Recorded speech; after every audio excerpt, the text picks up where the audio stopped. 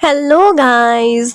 इस एपिसोड के स्टार्ट में हमें दिखाते हैं कि टिंगवे आज आया हुआ था फैंग के ऑफिस में और वो बार बार उससे यही रिक्वेस्ट कर रहा था कि मुझे तुम अपने पास ही रख लो, मैं काम सीखना चाहता हूँ रूट लेवल से। ऑल्दो वो एक अमीर बाप का बेटा था लेकिन फिर भी चाहता था कि वो खुद से काम करना सीखे और फैंग को मनाने के लिए वो अपने डैड की कंपनी के साथ कोलैबोरेशन भी लेकर आया था और हमेशा से उसकी कंपनी भी इन्हीं की डिलीवरी सर्विसेज यूज करेगी। और फिर उसके बाद हमें दिखाते हैं कि एक दिन रात के टाइम पर फैंग देखता है कि चैंजी के कमरे की लाइट ऑन है। वो जाकर चेक करता है तो उसे लेग क्रैम्प्स हो रहे थे, बहुत पेन में थी। वो उसका मसाज करता है और उसकी पेन को दूर करता है। अब वो मसाज करता करता ऊपर जा रहा था और यहाँ पर वो उसका नी देखना चाहता था जहाँ पर उसकी अभी सर्जरी हुई थी, लेकिन चैंजी उसे मना कर देती है, कहती है कि बहुत अगली है, इस पर बहुत बड़ा सा स्कार है। लेकिन फैंग कहता है कि ये स्कार मेरे लिए सबसे ब्यूटीफुल है और उसे किस भी करता है और कहता है कि इसे आइंदा से अगली मत बोलना क्योंकि तुम्हारे हार्ड वर्क और तुम्हारी स्ट्रगल को शो करता है। अब उसके बाद नेक्स्ट मॉर्निंग आंटी चिंग ने उन दोनों के लिए नाश्ता प्रिपेयर किया हुआ था, लेकिन खुद वो कहीं जल्दी में दिखाई दे रही थी। जल्दी जल्दी भागने की करती है कि फैंग कहता है बेस्ट ऑफ लक आपकी लिन के साथ डेट के लिए। वो हैरान रह जाती है कि इसे कैसे पता चल गया। और फिर आज का दिन वो बिताती हैं शिन यान और लिन के साथ, वहीं पर ही जहाँ पर उसकी और लिन की पहली दफा मुलाकात हुई थी। यहाँ पर वो दोनों इकट्ठे काफी सारा एंजॉय करते हैं और उसके बाद आज शिन यान आंटी चिंग से कहती है कि प्लीज आप मेरी नई मम्मी बन जाएं और मेरा मन करता है कि मेरे भी छोटे बहन भाई हों, मुझे एक लिटिल सिस्टर चाहिए, क्या आप मुझे देंगी? लेकिन ये सुनकर आंटी चिंग थोड़ा परेशान हो जाती हैं। उन्होंने लोगों की गॉसिप सुनी थी, सब यही कहते थे कि अगर फैंग शादी करता है चैंजी से तो फिर फैंग की आंटी कैसे उसके भाई से शादी कर सकती हैं? वो लोग तो एक फैमिली मेंबर होंगे, उनकी सोसाइटी में ये टैबू समझा जाता था। उधर चैंजी को दिखाते हैं। अब वो काफी अरसे से प्रैक्टिस कर रही थी और वो जब से ताइक्वांडो वापस खेलने लगी थी सबने देखा था कि उसकी स्किल्स पहले जैसी हैं, लेकिन एंड्योरेंस पहले से भी काफी बढ़ चुकी थी। अब जब आंटी चिंग डेट से वापस आती हैं, लिन आगे बढ़कर उन्हें किस करना चाहता था, लेकिन वो उसे रोक देती हैं और कहती है कि मैंने हमारे रिलेशनशिप के बारे में काफ़ी सोचा है, लेकिन मैं ये एक्सेप्ट नहीं कर सकती इस उम्र में। अब मैं अगर शादी करूंगी वो भी तुमसे तो लोग मेरे बारे में बातें बनाएंगे और हमारी वजह से फैंग और चैंसी का रिलेशन भी इफेक्टेड हो सकता है। अब वो उसे रिजेक्ट करती हुई अंदर चली जाती हैं। फैंग ने भी देख लिया था कि आंटी बहुत सैड है। वो बाहर आता है और लिन से कहता है कि अंदर जाओ और आंटी को मना लो। आंटी ने तो अंदर जाते ही ड्रिंक करना स्टार्ट कर दिया था।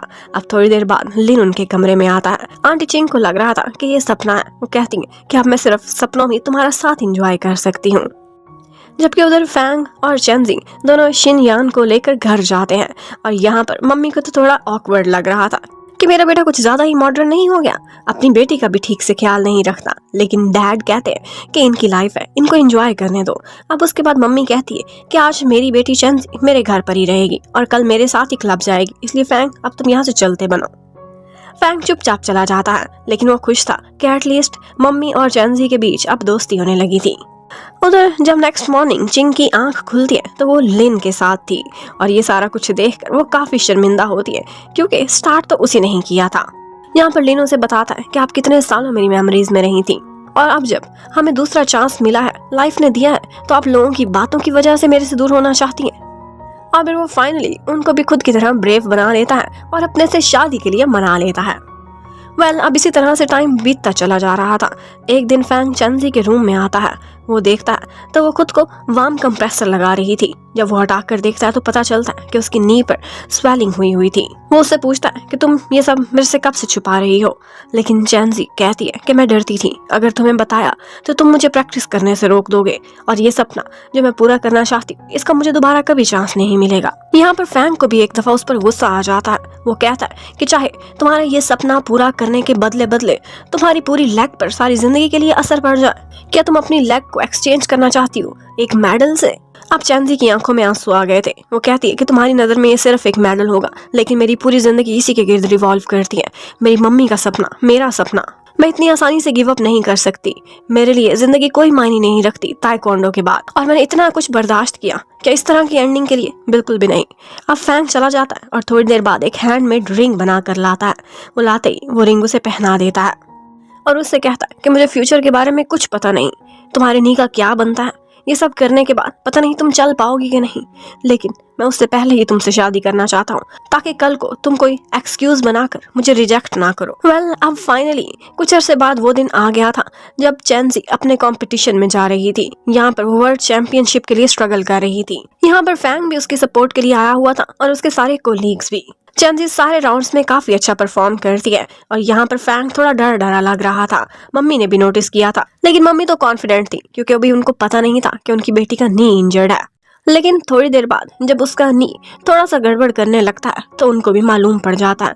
अब वो उसे बहुत डांटती है और कहती है कि तुम अच्छे से जानती हो कि तुम सारी जिंदगी के लिए क्रिपल्ड भी हो सकती हो, इसलिए जिद छोड़ो और अभी के अभी तुम क्विट कर दो, हम आगे के मैच नहीं खेलेंगे। और साथ ही फैंग को भी डांट पड़ती है कि तुमने मुझसे छुपाने की जरूरत कैसे की। लेकिन यहाँ पर बहुत दिनों बाद चेंजी अपनी मम्मी को कोच की बजाय मॉम कहती है और उनसे रिक्वेस्ट करती है कि मैं आपसे विनती करती हूँ, मुझे एक दफा ये मैच खेलने दें, ये मेरा लास्ट चांस है और इसी के साथ ही मेरा जीना मरना है, वरना मैं सारी जिंदगी रिपेंट करती रहूंगी। अब मम्मी उस पर गुस्सा करती हैं, थोड़ा सा चिल्लाती, उसके बाद उसे खामोश करा के बिठा देती हैं। अब वो खुद उसके नी पर बैंडेज लगा रही थी, ऊपर चेंजी रो रही थी, नीचे उसकी मम्मी के आंसू टप टप गिर रहे थे। वहाँ पर खड़े सारे लोगों की आंखों में भी आंसू थे। और बस इस सब के बाद मम्मी उसे बेस्ट ऑफ लक बोलती हुई वहाँ से बाहर चली जाती हैं। अब चेंजी का फाइनल मैच था और उसके लिए जब वो एंटर करती है तो उन सब लोगों को देख रही थी जिनकी स्ट्रगल के बाद वो आज यहाँ पर खड़ी हुई थी। और उसमें सबसे प्रोमिनेंट नेम किसी और का नहीं बल्कि फैंग का ही था।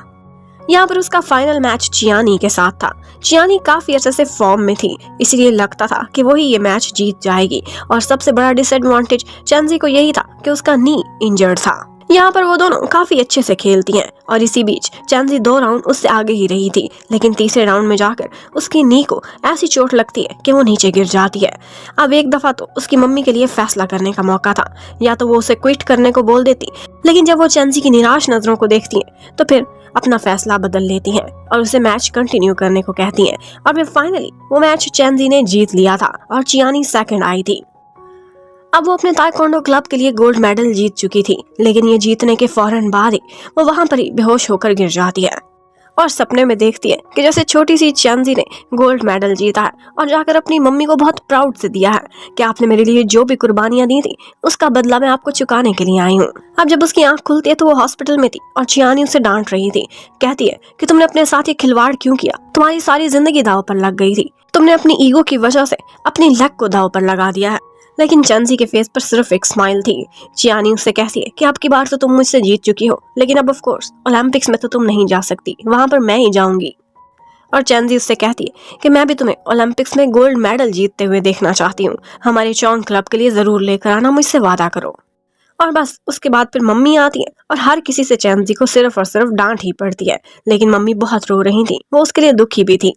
और फिर इन दी एंड फैंग आता है जो कि हमेशा की तरह स्माइलिंग था। वो आज भी उसी तरह उसके साथ खड़ा हुआ था जैसे हमेशा खड़ा रहता था और उससे बिल्कुल भी नेगेटिव बातें नहीं करता। चेंजी उससे सॉरी भी करती है और वो कहता है एक किस दोगी तो उसके बदले तुम्हें माफ कर दूंगा। अब वो उससे कहता है कि देखो तुम्हारा सपना पूरा करने में मैंने तुम्हारा पूरा साथ दिया, अब तुम मेरे सपने पूरे करने के लिए मेरा साथ दोगी। मैं अपने बिजनेस को इंटरनेशनल लेकर जाना चाहता हूँ। और हाँ, इसके अलावा दूसरा सपना मेरा ये है कि हमारे ढेर सारे बच्चे हों और हमारी खुद की बास्केटबॉल टीम बने। ये सुनते ही चेंजी शर्मा जाती है और सोने का नाटक करने लगती है। और फिर हमें दिखाते हैं कि 3 महीने बीत चुके हैं। फाइनली उसकी लेग बिल्कुल रिकवर कर चुकी थी। अब वो ताइक्वांडो नहीं खेल सकती थी, लेकिन बिल्कुल नॉर्मली लाइफ में चल फिर रही थी। उसे पता चलता है कि फैंग का एक क्लाइंट है, वो बहुत रिच है, वो चाहता है कि अपनी बेटी को उसे इंट्रोड्यूस कराए और वो ब्लाइंड डेट पर उसे भेज रहा है। ये सुनते ही चेंजी काफी गुस्से में आ जाती और फटाफट उसी जगह पर उनको देखने के लिए चली जाती है। लेकिन एक्चुअली ये फैंग का एक प्लान था। फैंग उसे पीछे से जाकर हक करता है और फिर उसे कहता है कि देखा तुम मेरे ट्रैप में आ गई। और फिर फौरन ही वो एक रिंग निकालता है और उसे प्रपोज करता है, कहता है कि मेरे साथ सारी जिंदगी बिताना यही मेरा सपना है और ये पूरा कर दो। ऑफ कोर्स चेंजी यस कर देती है। वो दोनों किस करते हैं और सारी फैमिली उनको चीयर करने के लिए खड़ी हुई थी। लेकिन एक्चुअली ये सब फैंग का सपना था, वो बस सोच सोच के खुश हो रहा था। और फिर इतने में वो देखता है तो चेंजी असल में वहां आ गई थी। वो उसके पीछे पीछे जाता है। वो स्विमिंग पूल के पास खड़ी थी, वो उसे हक करना चाहता था, लेकिन वो हट जाती है और वो खुद बेचारा स्विमिंग पूल में गिर जाता है, सूटेड बूटेड सा। ये बिल्कुल वैसे ही था जैसे उन दोनों की पहली मुलाकात हुई थी। और अब बेचारे का सारा प्लान पानी में मिल गया था। वो बैठा होता है स्नीजिंग कर रहा कि इतने में चेंजी उसे दिखाती है कि तुम्हारे कोट से मैंने रिंग निकाल ली थी और मैंने पहन भी ली है। ये देखते ही फैंग खुश हो जाता है। चैंदी उसे यस बोलती है और वो कहती है वो दोनों खुश खड़े हुए थे कि यहीं पर ही बाकी फैमिली भी उनको देखती है। और यहाँ पर हमें पता चलता है कि चिंग और लिन वो दोनों भी एक हो चुके हैं। अब फाइनली यहाँ पर दो कपल्स थे। चैंजी फैंग से कहती है कि तुम्हारा हर सपना पूरा करने में हेल्प करूंगी, लेकिन 10 बच्चे कुछ ज्यादा ही हो जाएंगे, शायद यहाँ पर मैं हार जाऊं। और बस इसी के साथ ही इस ड्रामे की हैप्पी एंडिंग हो जाती है। Thank you for watching, bye bye.